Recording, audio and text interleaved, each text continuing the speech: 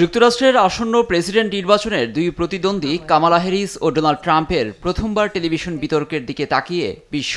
বাংলাদেশ সময় বুধবার সকাল 7টায় মার্কিন সম্প্রচার মাধ্যম এবিসি নিউজে বিতর্ক শুরু হয়। মঞ্চে উঠেই ট্রাম্পের দিকে এগিয়ে হাত বাড়িয়ে দেন Kamala.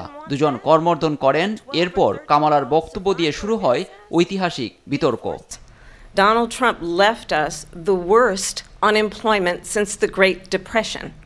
Donald Trump left us the worst public health. শুরুতেই যুক্তরাষ্ট্রের কর্মসংস্থান প্রসঙ্গে সাবেক মার্কিন প্রেসিডেন্ট ট্রাম্পকে আক্রমণ করে কামালা বলেন, তিনি যখন ক্ষমতা ছাড়েন তখন দেশের কর্মসংস্থানকে বাজে অবস্থায় রেখে যান, যার খেসারত দিতে হয় যুক্তরাষ্ট্রের বহু মানুষকে।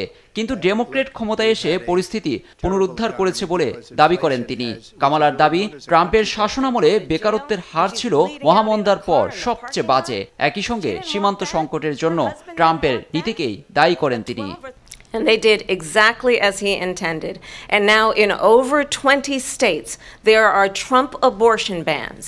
কামালা ও ট্রাম্পের বিতর্কে নারীদের গর্ভপাতের অধিকারের বিষয়টিও উঠে এসেছে। গর্ভপাত ইস্যুতে একে অপরের দলের নীতিকে দোষারোপ করেন তারা। She didn't want that. Her husband didn't want that. A 12 or 13-year-old survivor of incest being forced to carry a pregnancy to term. They don't want that.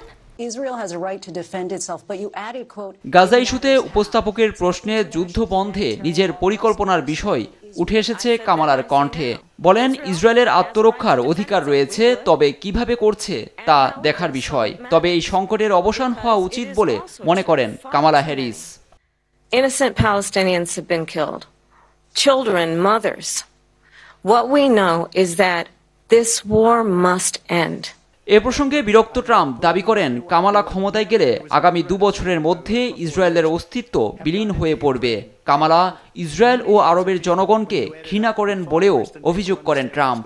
তবে তিনি ক্ষমতায় থাকলে এই যুদ্ধ হতো না বলেও দাবি করেন। I believe that Israel will not exist within 2 years from now, and I've been pretty good at predictions, and I hope I'm wrong about that one. বিতর্কে উঠে আসে ইউক্রেন রাশিয়া প্রসঙ্গ। ক্ষমতায় আসলে দুদেশের মধ্যকার যুদ্ধ বন্ধে কার্যকর পদক্ষেপ নেবেন বলে মন্তব্য করেন Trump. If I were president, Russia would have never ever, I know Putin very well, he would have never, and there was no threat of it either, by the way, for 4 years.